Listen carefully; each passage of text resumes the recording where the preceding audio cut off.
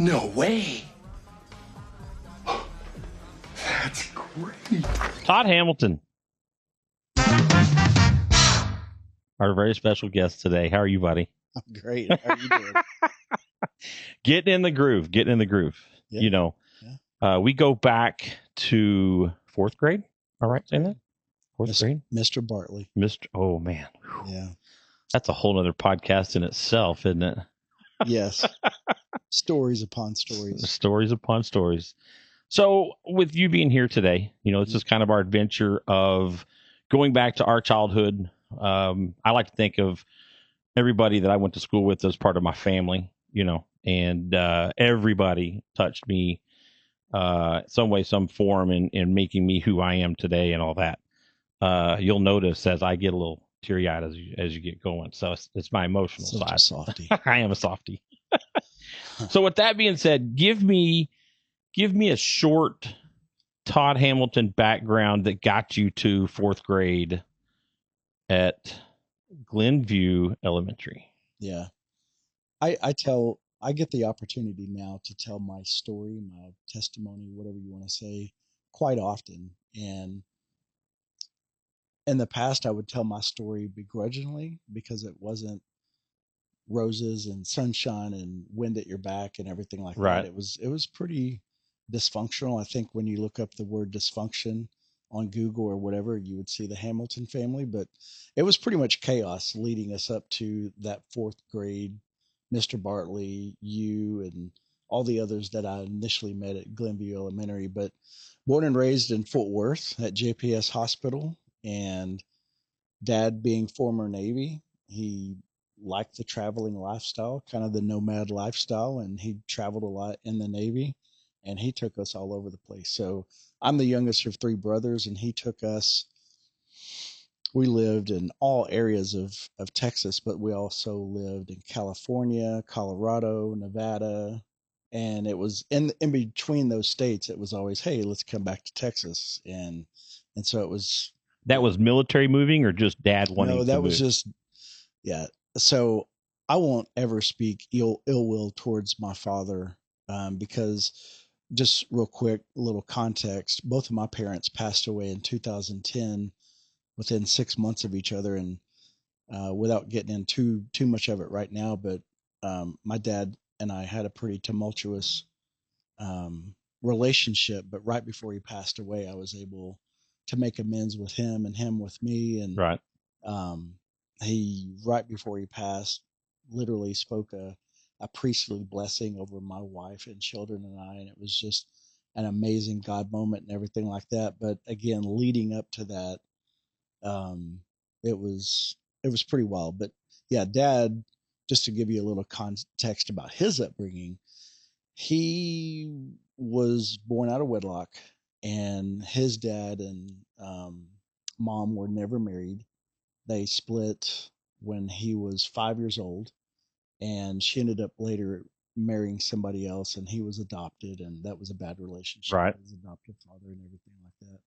But his biological dad ended up getting married, and they adopted two kids of their own, and that just threw more fuel on his fire towards his hatred towards his dad and everything like that. But yeah, I would like to think we moved around so much because of Dad's Navy career and all these things. Right. And he was a Navy man, a military man, and served his country well and everything like that. Well, that was not the case. He dropped out of school in 8th grade.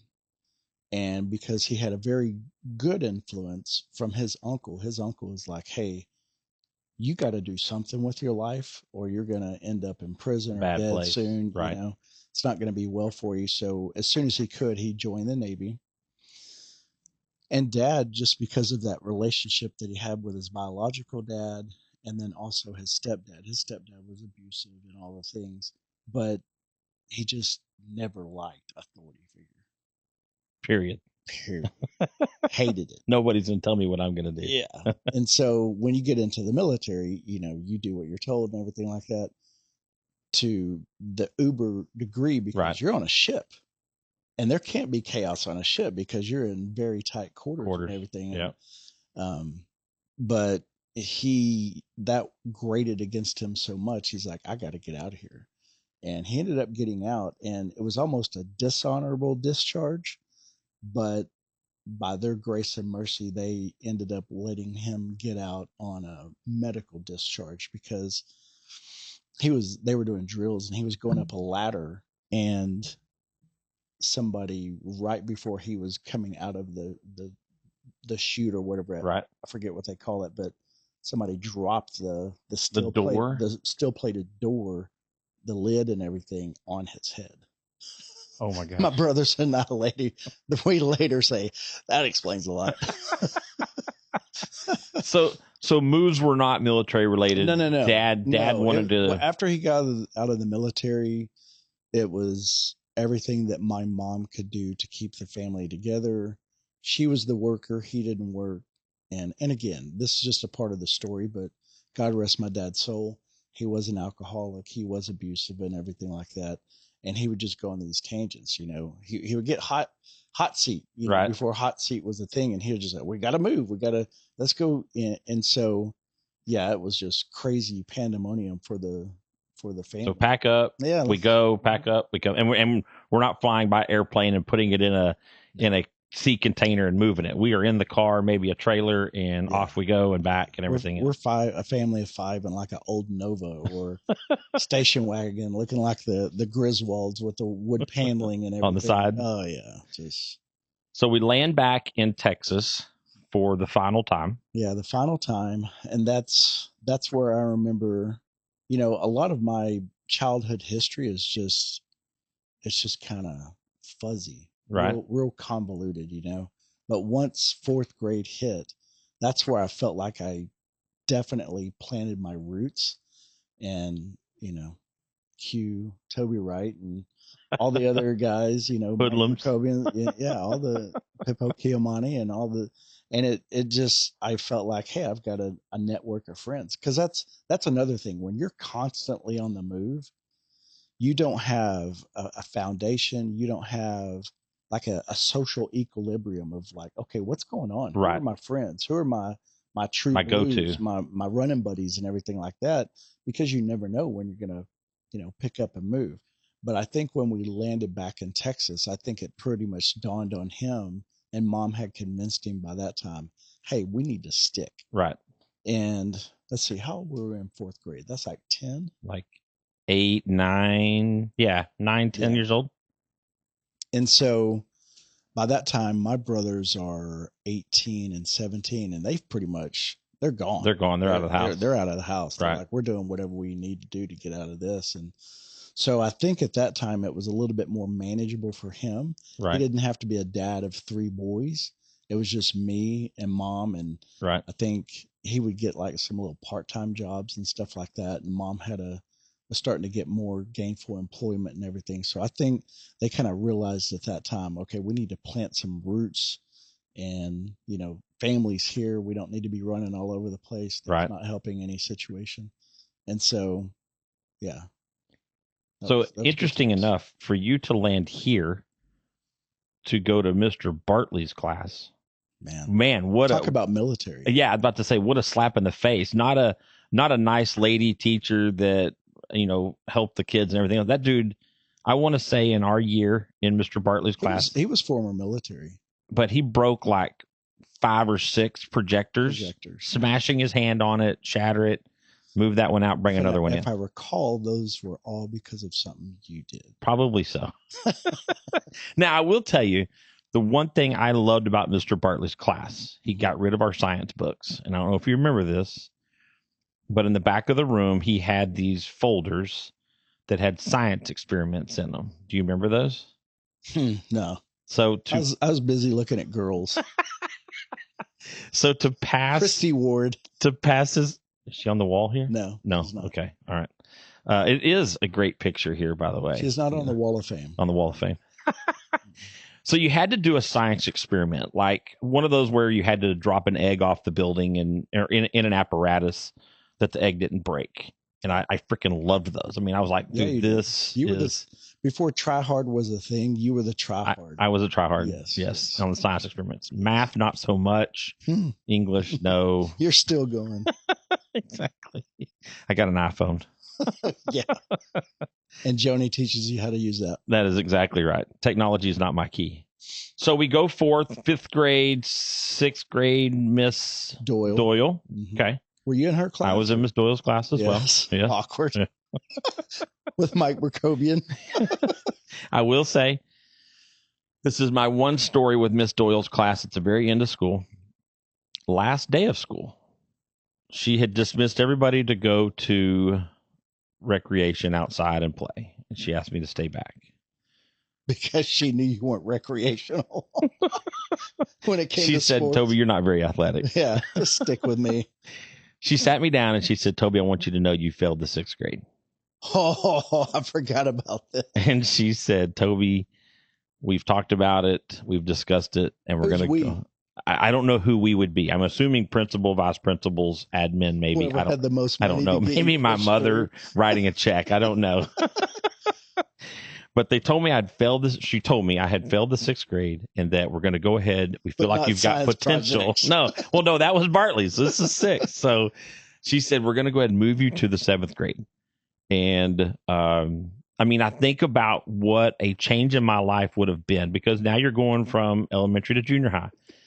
To be behind all of my friends that went and have stayed there, what an impact that would have made in my life. Better or worse, I don't know. I feel like it would have been worse because of my group that I went with. Yeah. But yes, that was part of my Miss Doyle experience. Yeah. Wow. So we move on to 7th grade. And the interesting part about it was probably a big reason she just didn't want to see you again. And hey, didn't want to see me and the last of the Wrights. She had Wendy, Riff, Trace, and me. Yeah. All 4 of us in her 6th grade class. She tapped out. So we moved to 7th grade. And this is an interesting piece for me because my parents were divorced and I just went with my dad every other weekend. So not a lot of that playing catch in the front yard or that kind of stuff. Mm-hmm. So when I went to 7th grade, everybody played football. All the boys played football. All the girls played volleyball, so on and so forth. Todd, I hadn't played. I think I played flag football one time as a kid, and that was it. You know, and it was just a lineup. They didn't tell us what was what. Mm-hmm. So what's interesting to me is I'm assuming from that 4th grade to 7th grade, you played some football, right? Mm-hmm. Okay, and so that going back to your dad and them making it a family and this and that, you excelled in that, right? In the football side of it? Well, so that's an interesting question because I guess you could say with the ideal dad would be somebody that's it's a home of he's present, he's there, like you say, he's interacting with his sons or daughters, whether it be, you know, whatever the case may be, he's interacting, he's present, he's providing, he's protecting, all the different things. He's kind, he's humble, you know, all the things. Dad was none of that with us, except, and he didn't want us to excel in scholastics. He didn't talk about the importance of school or whatever. It was, you will be extremely good at sports. At sports? Was he good at sports himself? No. And that's the thing, you know, you hear about the living vicariously through him, kids and everything. And that's what he wanted to see with us. And that's what he did with my brothers. His favorite sport was boxing. So he wanted my 2 older brothers to excel in that way. And they did. They won the Texas Golden Gloves and everything. And then by the time I come, he wanted me to excel bigger and better than anything they had ever accomplished. Right. And that's the way he parented me, is he wanted me to think that. It was almost like a psychology tactic saying, okay, if you don't do as good as them, you're not going to be viewed upon by me as favorably. And I'm like, he wanted you on a pedestal. Yeah. But I had to prove myself, and it was a performance-based acceptance. But anyway, all that to say, yeah, I definitely believed in my mind and my heart, if I don't excel at sports, then I'm a nobody. Right. And so I went out there, and whether it was whatever sport it was, I felt like I had to really make it happen. And my niche, if you will, was football. Okay. Yeah. And in your younger years of football, always the quarterback, or did you play different positions and that kind of stuff? It was pretty well, you know, it was pretty much in Pee Wee League and stuff like that before you get to junior high. I mean, if you've got some decent skills and everything like that, you pretty much don't come off the field. Right. And I remember Grant McCurry was on my last Pee Wee football team, and we won the championship. As a matter of fact, we didn't lose a game that season, and also we only got scored on one time. Yeah. Wow. Pretty. So when you leave Pee Wee football, Pop Warner football on that high of a level, you want to carry that into your next. So was that 6th grade? That was 6th grade. Yeah. Okay. So we travel into 7th. Yeah. And here we go into, do we have 2-a-days in 7th grade? We didn't have 2-a-days in 7th grade, but we did practice in the morning. We had 2 different teams, A team, B team. I don't think we really got into 2-a-days until almost 9th grade. Okay. I think that's when by the Texas Scholastics or whatever, I think you couldn't do that with teenagers until 9th grade. You know, I was on the B team only because there was not a C team. So,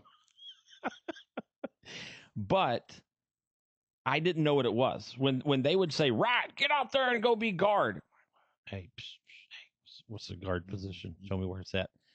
It was interesting to me how many kids like you, Grant, those guys who came from Pee Wee who knew what the hell you were doing, and those of us that our parents just said, you know, you got to play football, right?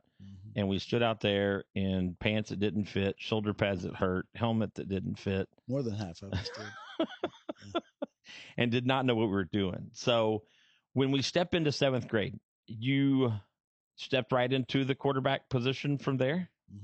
Well, I mean, there was a official tryout. You know, no one really knows. I mean, even the coaches really don't know who has what skills or whatever, but they kind of break you up amongst each other with size and everything. And then they're running through some basic drills. And I guess they just kind of analyze, okay, what kid can throw, what kid can catch, what kid is fast, which one's slow, which one's strong, which one. And I just kind of happened to be in this group over here. And that's kind of how that happened. And that happened on through there. Yeah. So we get into junior high, we get into 7th grade. How was school? How was class? Man, I tell you, going into 7th grade, that was probably one of the most anxious, just freaking out moments of my life. Going from 6th grade where, okay, I felt like I'm in a groove, 4th, 5th, and 6th. Right. And now all of a sudden, 3 years later, I'm being cast into junior high. And I hear about you go to junior high and you have to actually walk to different places and classes and everything. And you got a time limit. You know, you got this and that. Oh, and then we're going to have 8th and 9th graders. And I hear about the hazing and all the things. And it's a big school. I was freaking out. And so I didn't know what to expect. My older brothers really didn't tell me what that was going to look like or anything. And so initially it was extreme culture shock, and it wigged me out big time. Well, yeah, because we went from being the big fish in the little pond to little fish in the big pond. Big time. So, and I agree with you, the fact of, oh, I mean, I'm not in one classroom all day long. I've got to hear a bell and I got to be somewhere else. I got to go to a locker. I got to get a book, all that kind of stuff. So I still have dreams about that. Do you really? I still have dreams about junior high and high school. Like I still have dreams. It's funny that we're talking about this. I have dreams that I'm going from class to class. And when I go from class to class, I need to go back to my locker and get my material for the other class. Right. And I forget my combination on my locker. Can't get in. And I'm just wigging out to this day. Probably need counseling. Trauma. Can you think of somebody when you were there 7th grade? Yeah. Can you think of somebody that was older, 8th or 9th, that helped mentor you or put you under their wing or anything like that? You know, you're kind of asking that question flat, and I'm flat-footed on this. I'm not really prepared for that, but initially, like, no. Or even just a friend, anybody that just made you feel comfortable in all that. I mean, 7th grade, I don't have a lot of pleasant memories. Right. So much. And I really would answer that no. Because I think when I came into the 7th grade and I immediately found my niche in football, and I felt like I kind of excelled a little bit and was getting some notoriety, not notoriety, but just some attention. Right. I think the upperclassmen, the eighth and ninth graders, they would never give me any type of guidance or anything like that. But I think having you and other guys that didn't, you grew up in this house and this neighborhood and everything. So I'm sure it was a little bit of a transition for Sure. you, but at the same time, it was like, eh, you know. Right. So even though I can't say with certainty, I probably did cling to you and maybe a couple of other guys. Guys you played football with and that kind of Yeah, stuff, like you said, right? Scott Ogle being one. He was Okay. one of the guys that was just super smart, knew everything, and was on top of everything. And I had a great relationship to him. When you think about junior high, one thing comes to mind for me is the lunchroom. One, because I like to eat, but two, Well, I had music too. there was a jukebox in Yeah, there. I was about to say the jukebox. Does one song? Didn't we get to play that even during lunch? Yeah. Yeah. Put your money in, pick your songs. But does one song stick out to you that played on that thing all the time? There is one for me. You go. You lead. George Strait, Oceanfront Property. Really? It played all the time. You have nightmares of that locker. I have nightmares of that song on that jukebox. For real? All the time. Nonstop. Really? All the time. Yeah. How is that a nightmare though? You're not missing a class or not getting your books and getting a tardy session. It was like that was the only song I ever heard come out of it. I mean, I cannot tell you another song that was in that jukebox outside of that song. Like, so what happens played. If you hear it today on the radio? Is it a trigger? And no, not road raging. Don't start screaming or anything, but it's a push of the button to go to the next song. It seems like back then, I mean, I know when we had the dances and stuff like that, it was, that's the era of Bryan Adams and Bon Jovi and right stuff like that. Living on a Prayer and good times. Speaking of the dance, do you remember a particular girl that you danced with at the junior high dance? No, not at all. No, I think at that time I didn't have a girlfriend, and it was pretty much me flying solo, just wanting to like dance. Period. Right. Break dance. Yeah, that and your skills. we're not getting into that, but I was kind of a solo dancer. Yeah. Right. Yeah. A little of this. Yeah. I'm not very good at it. Just like that. You did it perfectly. So in junior high, yeah, did you get your fair share of licks in junior high? I did. Mr. Munchaka, he never gave you licks. Mm-mm. I did. I was always flew under the radar, or I was able to talk myself out of it. Really? I think one time my dad even called up there and said, "You don't have permission to touch my boy."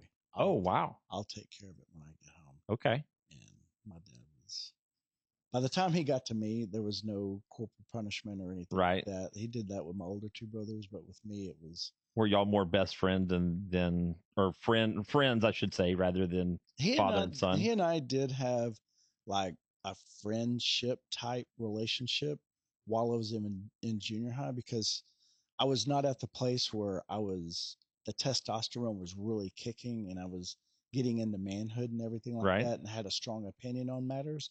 That was when he was really living vicariously through me, sports and all the things. And he would get me home and be like, "So what were you going to get licks for?" And he would just laugh about it. We would laugh about it. He's like, "Yeah, I had that guy thinking I was totally going to tear you up, So I remember also in junior high, we did the Pledge of Allegiance every day.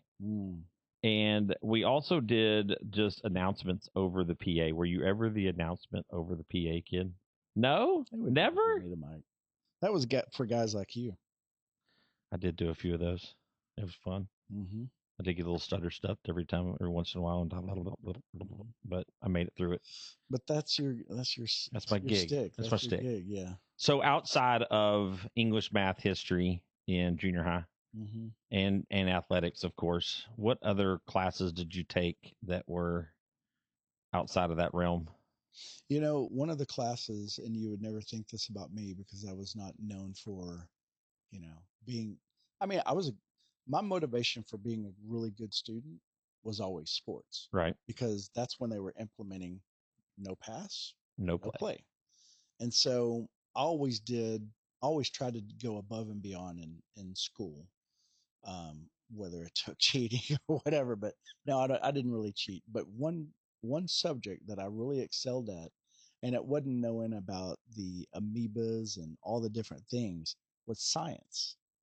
And I forget she was an older lady, but I always got like +5 or +10 on whatever my grade was because of how well I colored Oh my god. the different things for that subject.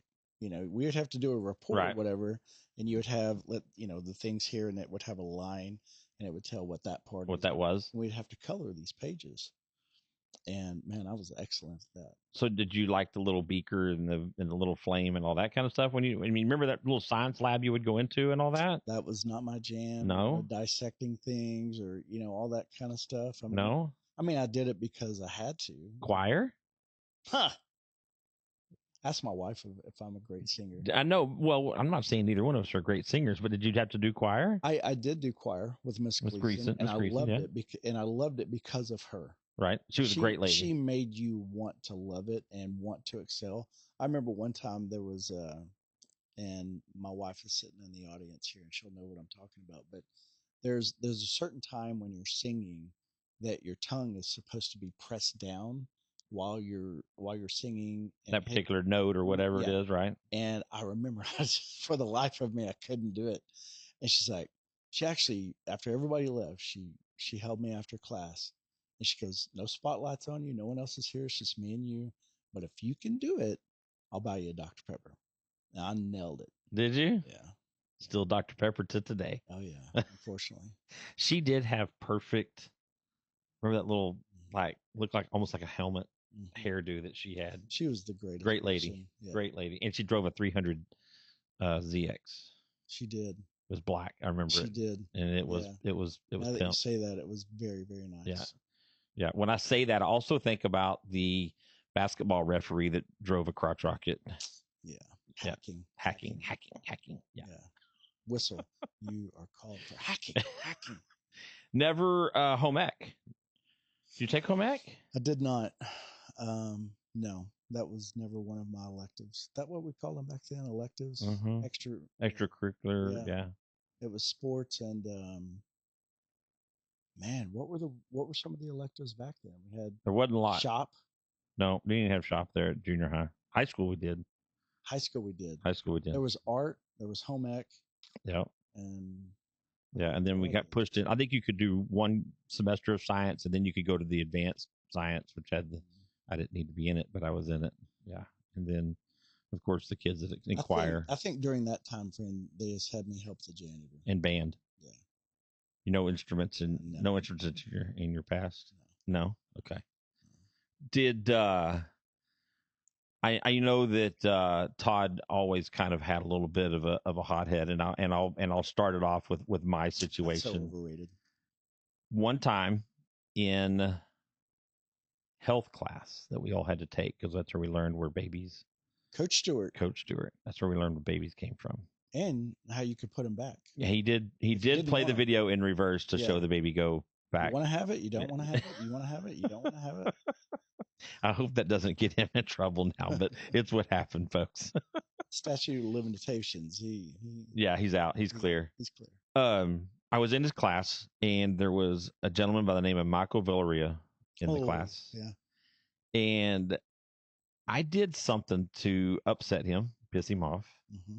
And he came up to my desk, and I'm just sitting in my desk, and it was the old style desk where the chair was not separate of the top. The top and the chair were all one piece on your right here, and you slid in. Mm-hmm. And he came up and he was pointing in my face. And I cannot for the life of me remember what I had said or what I'd done, but he punched me in the side of my head, and it flipped me and my chair over, and I was laying on my side. About that time, Was Coach Stewart in there?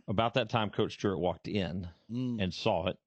And we both went to the principal's office as I passed Nell Lindsay, Josh Lindsay's mom, in there, looking at me, wondering what I had done. Mm-hmm. And I'll never forget, I got OCS for a day.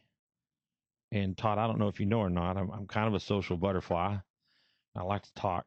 And that was the longest day of my life. That felt like 10 years of prison for I you. feel like I'm still in it today, Todd. It was so long. So, any situations that you had where I just remember one, Kip Richards was the one that came to my mind. I knew you were going to go there. Yeah. And I did not. Hey. No, it was not instigated by you. I was there. I was a hothead. I was usually the one that was either taking up for others. Right. I have a protective spirit to this day, whether it be my wife, my children. You asked me about my three favorite movies. There is a common theme there. But I've always had that protective spirit, and I remember that was a byproduct of what happened. Yeah, he was picking on somebody else. Picking on somebody. Yeah, and he was older than us and everything. And it wasn't even during football. It was off season. Off season. Yep. We were just out on the football field playing some pickup football games and everything like that. And he totally was just. He was a loudmouth. Yes, he was. He was very temperamental and everything like that, and wasn't loved enough as a boy or whatever. I don't know, but he just started jawing at somebody, I think, on my team. Right. And I kind of got in there and was playing the advocate for this other person that had no business even being in qualms or whatever. And as soon as I kind of intervened, he just popped me right in the jaw. I'm like, whoa. And I remember to this day, I mean, my jaw, I couldn't chew right for like 3 days. I mean, he popped me good. Right. And yeah, I had to protect You know, myself. I want to retract the hothead comment. I will say that you were someone who wasn't afraid to stand up for somebody or even yourself. Me and myself, I wouldn't. I mean, you had a little bit of boxing background, so you felt that little bit of confidence maybe in you. Me, that Michael Villarreal thing, I mean, I went 10 rounds with Mike Tyson, I guess. I mean, I wasn't a fighter, so I didn't, and I don't mean that. I was a lover, still am a lover, but I just mean that in the fact of I can run my mouth, but once it hits that situation or that level, I lose all confidence. I'm like, oh shit, what have I done Kevin now? Hart. Exactly. I am terrified, and where is this headed, and what am I going to do? So, whereas maybe you would be like, hey, dude, I'm just off in several of those situations throughout school and life But you and learned everything. how to talk your way down. I did Appease the situation and everything. calm it down a little bit. Going back to choir programs at the junior high, nighttime programs and stuff. One of those stand out to your mind? Yes, for all the wrong reasons. Uh-oh. Yeah. Are you going to share those wrong reasons? You know, if I did, this show would be called like Awkward Talks with Toby or something like that. That's not what this is. Or is it? Oh, it is. My bad. Yeah, I mean, there was a particular girl I was interested in, and my only motivation for doing it and right, really staying the course and investing the time and the patience and the practice and all the things was for a particular girl I was interested in. I got you at that time. I got you. Would that be 8th grade? 9th? That would probably be 8th grade, right? 7th, 8th? I can't tell you. Don't know. 7th and 8th grade, it's almost like they're interchangeable. They're a blur. I can't remember really the two. Right. 9th grade was like the cream of the crop as far as back to the big fish, little pond, and definitely right, because that's the true junior high years back then, 7, 8, 9, and it was still high school was 10, 11, 12. Correct. When we went to high school, that's when we were the last 9th grade to be junior high. Yeah. Booyah. The OGs. The OGs. That's when they pulled the 9th graders up. I by all means, there's not an athletic bone in my body, but sure there is. It was always fun. We just haven't found yours yet. It's in there. It was always fun on a Friday to get to wear my jersey all day at school. No, I'm sorry, Thursdays. Thursdays. Man, that was cool. Yeah. Because there was a chance that somebody roaming down that hall really didn't know how bad I was at that sport, but they were like, man, that guy's wearing that jersey. He's so cool. It was good. Mm-hmm. It was good. Little fishnet. And then in ninth grade, you got to wear the actual purple. Mm-hmm. The one that came down to your knees. Yes, pretty much. I could use it as a nightshirt. Yeah. Nighty. Yeah. With that being said, let's go back to the cafeteria. What do we like to eat in the cafeteria? Star Crunch. Yeah. Yeah. Okay, I'm going to ask you a serious question. You got to answer this. When you wanted that Star Crunch, who did you go to for the money for that Star Crunch? And I only say this because that finger points back at me and I'm just as guilty. And that. Do you have a name for? Oh, yeah. Are you saying it or am I saying it? No. Paper, scissors, rock. Okay. Ready? You lose. So there was a Drum roll. So there was a girl that I think I ended up dating her in junior high. Oh, did you really? I did. It was in junior high, but and I was po growing up, really po. I think I was on the meal ticket plan At school, at the junior high. right? So if I was going to get a Star Crunch, that was coming by way of somebody else, not me. There wasn't a coupon for that one, was there? All that to say, Krista Hughes. Really? Yeah. Okay, wrong name for me. You got to say it anyway. Heather Anderson. Okay. I mean, I would puppy dog over there to Heather Anderson. Yeah. And bless her heart. I probably hit her up a couple of times too. I mean, I hit up anybody. I had no shame in my game back then. I feel so bad because I know Heather didn't have a lot of money, and man, I could go and say, Heather, I need 75 cents for some gosh dang it, the little chocolate zingers. And every time to this day, if I get them, I'm like, here's to you, Heather Anderson, right here. Maybe I owe a little bit of this to those junior high days, Yeah. You've got a lot of money invested. But yes, I do. A lot. And I'm not stopping now either. So Krista Hughes. Yep. Was that your first junior high girlfriend? No, my first junior high girlfriend, if I'm not mistaken, was Cherry Powell. Really? Yeah. Okay. If I'm not mistaken. The twins, Cherry and Lacey? No. My seventh grade girlfriend. And this is why I danced alone. It's all coming back to me now. That's what this is here. Song. That's why we're here. Yeah. So you remember my seventh grade girlfriend was Pamaha. She went to North Oaks. I didn't think she was real for a long time. Yeah. A lot of people didn't. And I went to Richland Junior High, so I couldn't dance with other girls, or I was. You were in trouble. Yeah. I got you. Yeah. And she went to North Oaks. She went to North Oaks. How did y'all's paths cross? Through Pippo and his girlfriend. Okay. Mikala. Okay. Now all of a sudden I want to say it like Trump. Mikala. So Pamaha was our first girlfriend. Yeah. Who was your first? And then in junior high, after Pamaha and it was Cherry, and then I think Krista. So was Pamaha your first junior high kiss? Todd? Maybe not. Don't know. Man, those years are. Yeah. I think you were mentioning last night we were out doing something. You're like, man, if I had the Men in Black pen or the light to zap out, to zap the. I think Jesus and His grace and mercy has done that to you. Zapped a lot of that stuff for my benefit and my wife's benefit. Is there a girl in junior high, and I don't mind telling you mine, sure, that broke your heart? Oh yeah. Who was the girl that broke your heart? Julie Sewell.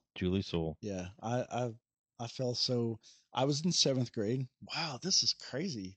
All the stuff I'm mentioning in seventh grade. It's like I was.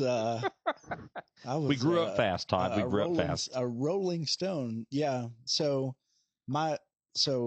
seventh grade it was Pamaha, and then Cherry, and then maybe Krista. I don't know.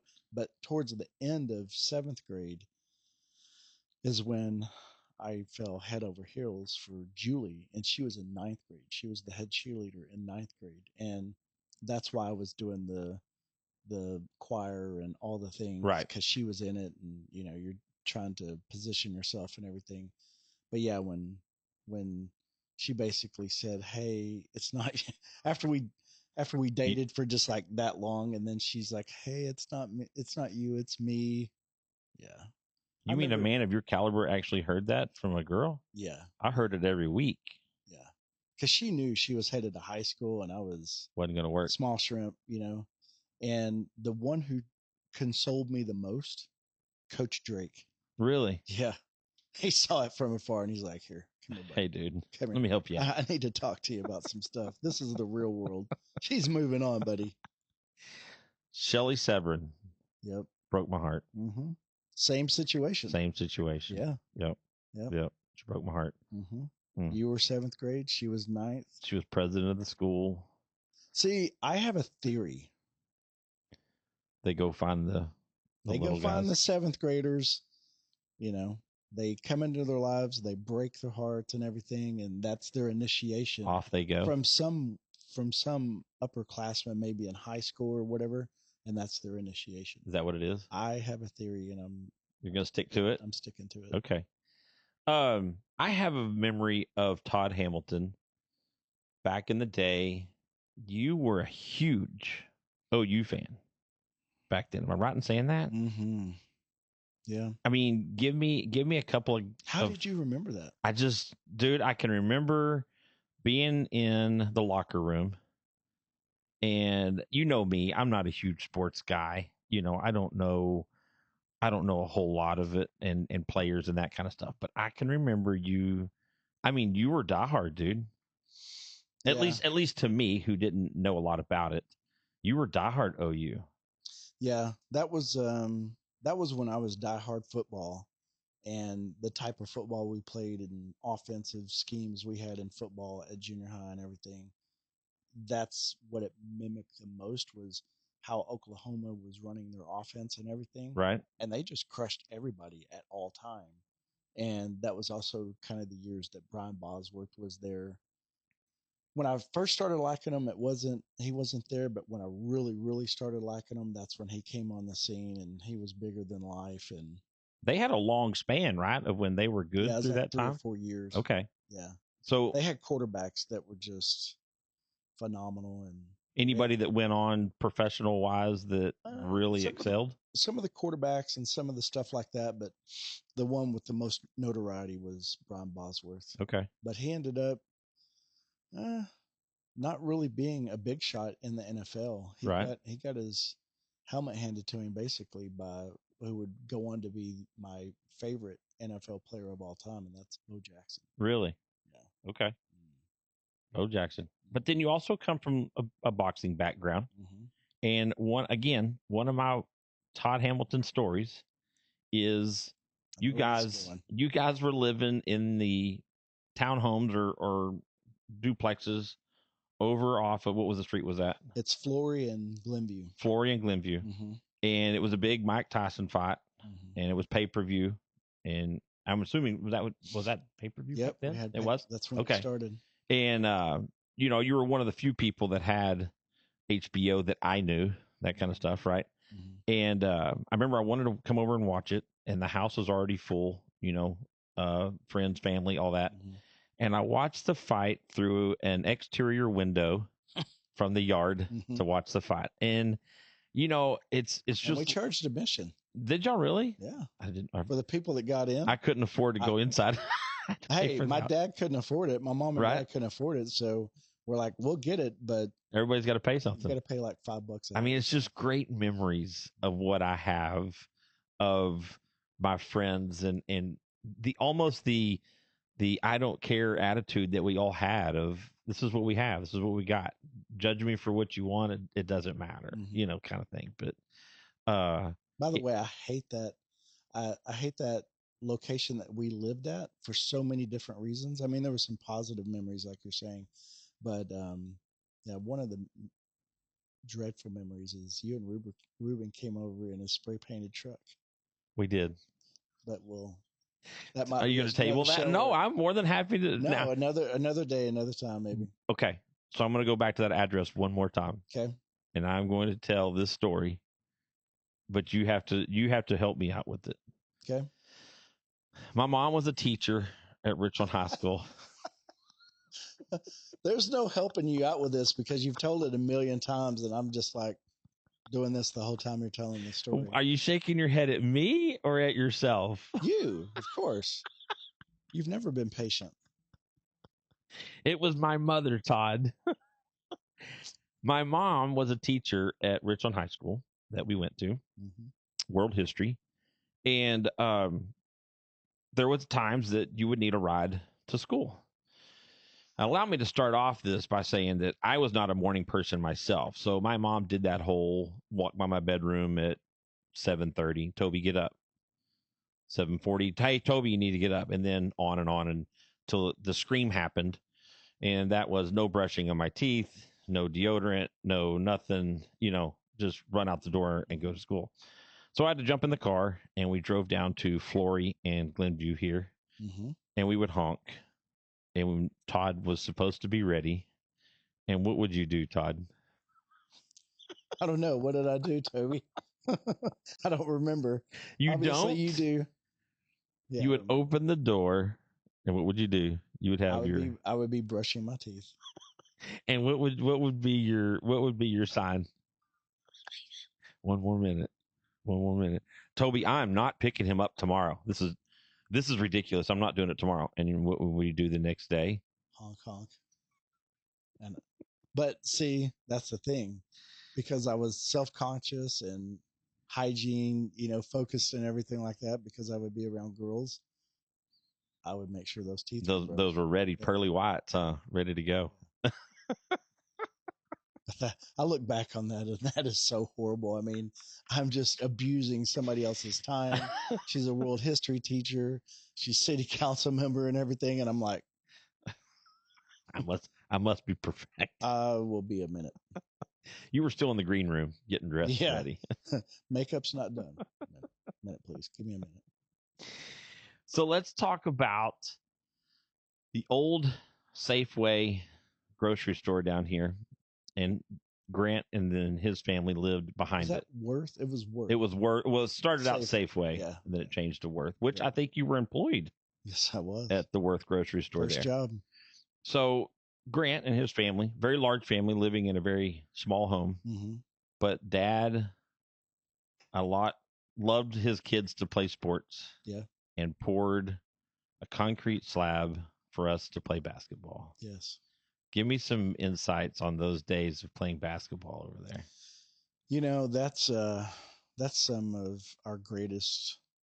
That was junior high memories, but even a little bit before. Yeah, I think they were over there definitely, even in some elementary years, but definitely once we got into junior high and things like that. I mean, that was just the place to be. They Dwight being a pharmacist and everything, and providing for a large family, and which also allowed Lynn, their mom, to stay at home with the kids and keep the house and everything. It was difficult because they were on the hills of being up in the North Panhandle, Correct. being farmers and everything. And I think it was 1980 when there was a huge drought that just wiped all the farmers out, and they had to file for bankruptcy and everything. And they came down here basically rebuilding from scratch, Starting all over. And he didn't want to do what he went to school for, which was pharmacy. He wanted to be a farmer the rest of his life. So that was when they were coming back and really getting started again. And because of the kids left for basketball and everything, he's like, okay, I'm gonna make this slab happen and basketball gold. But yeah, you think about all the junior high kids that Think of the number of hours. Yeah. I think we figured out ways to play at night, whether it be from Worth Supermarket's lights, Right. I mean, we would play up until the Or the maroon Suburban parked out there, probably shining the headlights on probably, yeah. it or something. Yep, the war wagon. Yeah, some kind of vehicle of shining light or something. Yep. And then running the streets, going to Archie's Donuts Oh early in the morning. man, those were the jam. That was the day, wasn't it? Yeah. Jack in the Box late at night to go get a little snack over there or something. Yes. Tacos, hamburgers. Pizza Inn. I remember Ruben Mercado had a moped. Ruben Mercado right here. Yes. Ruben had a moped. I had a moped, and we were doing 2-a-days in 8th or 9th grade. I want to say 9th grade. Yeah, 9th grade. And coach would call practice to a halt, and we'd have to be back at a certain time. Mm-hmm. And we would transport each person one at a time to Pizza Inn so we could all eat lunch. And then turn around and transport everybody back, 2 mopeds, 2 people at a time, back and forth to the school to do 2-a-days. Man, you guys that had mopeds, I literally thought you were like the richest guys on the planet having mopeds. Yeah. I thought that was the coolest thing ever. I mean, you guys might as well have had Lamborghinis. That time? Yeah, at that time. Yeah. Do you know the story of Ruben's moped being delivered? I don't. So Ruben's mom bought him a Aero 80 moped, Aero 50 moped. She brought it up to the junior high to show it to him. And B team basketball was playing. I didn't even play basketball because I couldn't even make the team. Didn't even meet the height requirements to play. But Ruben was playing B team basketball. Okay. And she showed up with it, and Grant took it for a test drive. No, I remember this now. And he went down towards the street and then came back up. The gravel. And he hit the front brake and the gravel. Yeah. Broke his wrist or tore his wrist up and wrecked the moped. I remember before Ruben ever saw it. Oh man, the things we did. I remember this. Going back to athletics then, let's talk about track. What did Todd run in track? I ran the 100. I think I ran the 200. I was on the sprint relay team. I think I ran the 400, maybe even the 800, and I did long jump. Did you really? Mm-hmm. Did we have triple jump then, or was it just the one jump? No. That's it. We weren't coordinated enough to do a triple thing. No one was at that time. No. And your Excel was in which one of those races? I was average. I was a little above average. But which one did you prefer? Or do you feel like you did the best at? Probably the team stuff where I had people somebody help pulling the weight. Yeah. You had Greg Coiner or Scott Ogle or somebody. Yeah. Jason Anderson, maybe. Greg Coiner was really fast in our grade. He was probably the fastest. I never understood why one time, and there's a couple of track meets, that Coach C had me do the sprint relay. I mean, that is pure laughter. Why? I mean, there was no reason for me to ever even be. Somebody must have been on their deathbed for me to have to be in there. One, you got to be fast. Two, you got to know what you're doing. That's why it's called a sprint. And three, you got to grab the stick from the dude behind you. Yeah, it's gonna happen. Yeah. Mistake. So for the people watching, I'm sorry. See? For the people watching, no, this is not your expense. Maybe it is. You got to tell the audience what the Richland Ram team colors were. Are you about to go to my pants? And what you decided to get in addition to our track uniform. And my final finish, thank you. Yeah. So, oh Lord, it was 9th grade, and it was a district meet. So that means that Richland, Haltom, Watauga, North Oaks. Who else? Was that about it? Four? You had Richland Rams, North Richland Falcons, North Oaks, Haltom, Watauga. I think it was With Smithfield. That wouldn't be Smithfield. Yeah, would it be Smithfield too? Yeah, okay. Yeah.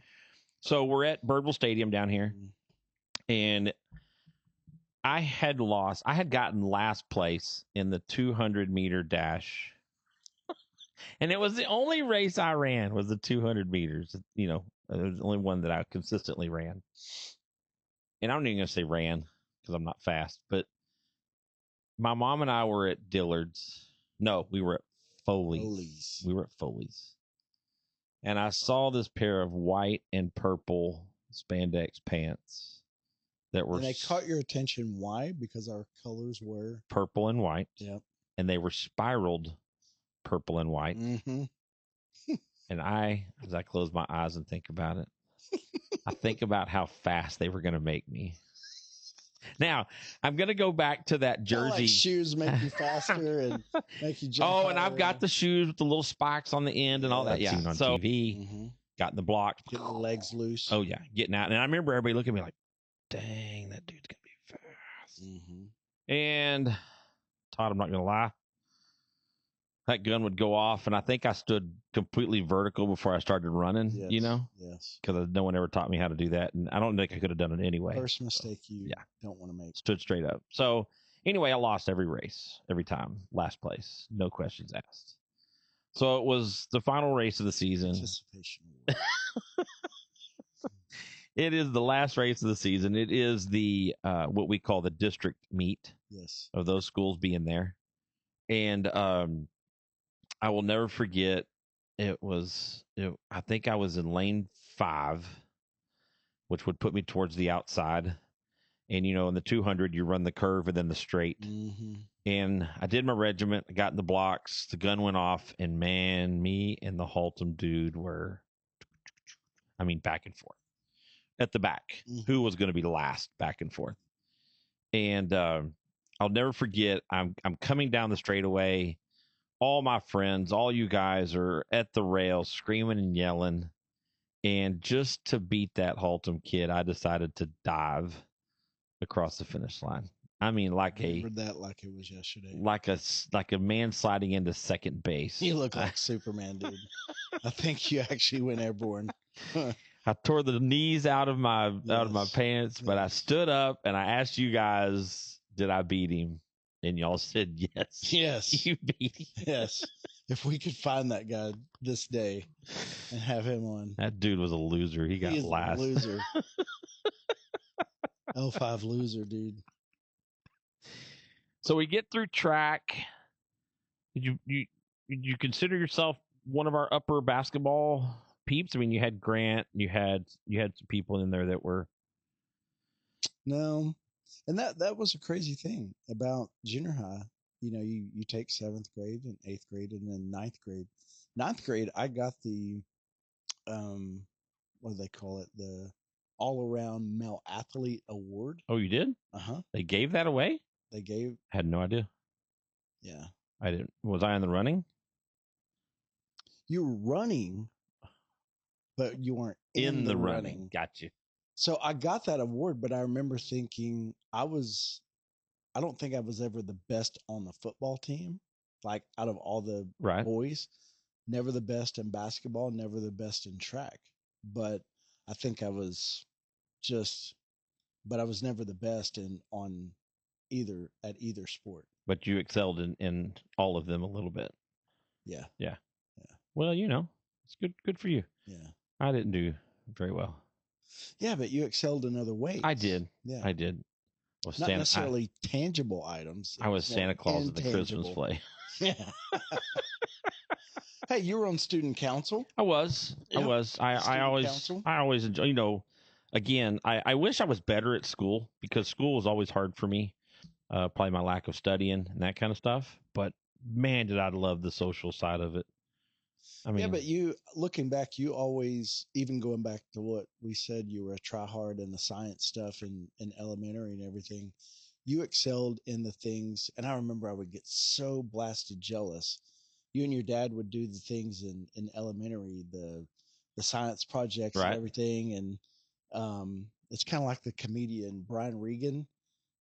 He talks about the science project, and one kid is building this stuff and it's like state of the art type NASA stuff, and gets over to this one kid and he's building the solar system and everything. And they get over to Brian and he's like, the teacher's like, Brian, what do you have here? And he's like, it's a cup with dirt in it with a worm. And, it's like the best of his time.